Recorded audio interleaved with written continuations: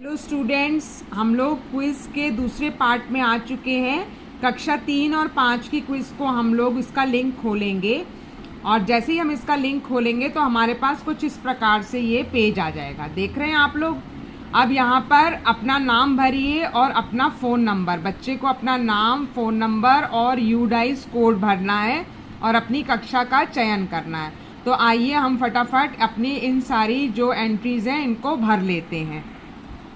देखिए, मैंने इसमें एंट्रीज भर ली हैं। छात्रा का नाम समरीन है। अब क्योंकि मैं उच्च प्राथमिक से हूँ तो इसका मतलब मोहल्ला पाठशाला में मेरे पास बच्चा किसी भी कक्षा का हो सकता है। उसका फ़ोन नंबर, क्योंकि उसके मम्मी पापा के पास स्मार्टफोन नहीं है तो फ़ोन नंबर लिखूँगी। उसकी कक्षा का चयन किया, यूडाइस कोड भरा। अब हम आते हैं प्रश्न के ऊपर। देखिए, सबसे पहले है निम्न में से सार्थक शब्द। सार्थक शब्द मतलब जिसकी स्पेलिंग सबसे ठीक है वो चुनना है। तो स्पेलिंग देखिए, ये है सरगम। देखिए, ये है सरगम। सरगम वर्ड सबसे जो स्पेलिंग है सरगम, इस पे हम टिक लगा देंगे क्योंकि गमरस कोई वर्ड नहीं है, सरमग कोई वर्ड नहीं है, रगमस कोई वर्ड नहीं है। जल्दी जल्दी करेंगे, वीडियो बड़ी हो जाती है तो फिर मुश्किल होती है बच्चों को। राजा शब्द का विलोम शब्द पहचाने। सबको पता है राजा का विलोम है रंक। राजा रंक, महल नहीं, मंत्री नहीं, सेनापति नहीं। बच्चा पढ़ भी रहा है तो उससे उसकी वोकैबलरी भी डेवलप हो रही है। यहाँ पर ये हमारे पास उन्होंने हमको दिए हैं कि जंगल में शेर, चूहा और खरगोश खेल रहे थे। इस वाक्य के अंत में कौन सा विराम चिन्ह।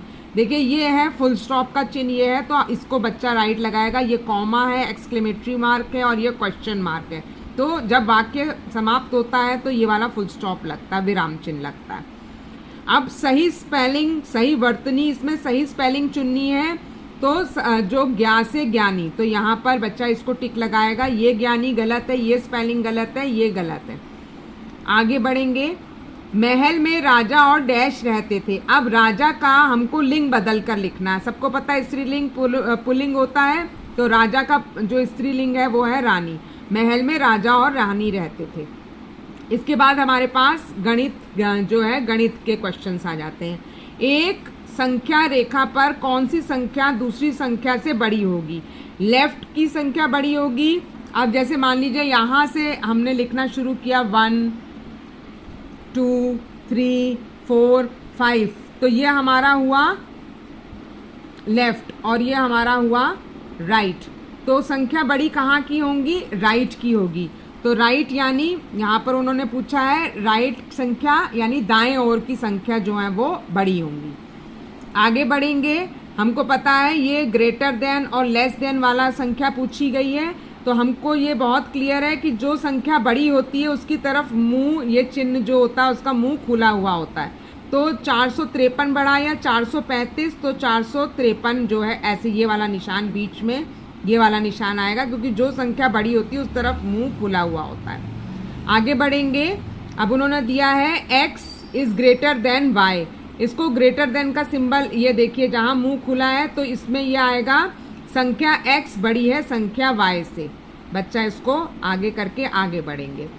अब अगर दोनों संख्याएं एक समान है तो कौन सा चिन्ह आएगा, ये बराबर का, क्योंकि दोनों एक समान है तो बराबर संख्याएं हैं। अब 679 बड़ी है या 976 बड़ा है, तो इसमें क्या चीज़ लगेगी हमारे इसमें, तो हमारे में इस तरफ ये वाला चिन्ह आएगा क्योंकि बड़ी संख्या ये है तो इस तरफ जो है वो इसका वो खुला हुआ होगा।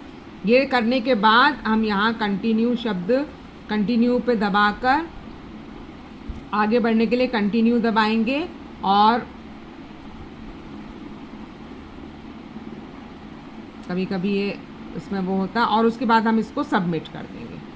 सबमिट करने के बाद ये कंप्लीट हो गई और हमारी क्विज़ बच्चे ने पूरी कर ली है और दूसरा बच्चा अब इसमें खेलने के लिए तैयार है और वो पुनः इसमें अपने सारे डिटेल्स भरेगा। तो इस प्रकार से इस क्विज़ को हम लोग करेंगे जो प्रत्येक शनिवार को आती है। धन्यवाद। डॉक्टर भावना, JHS मोहनपुर।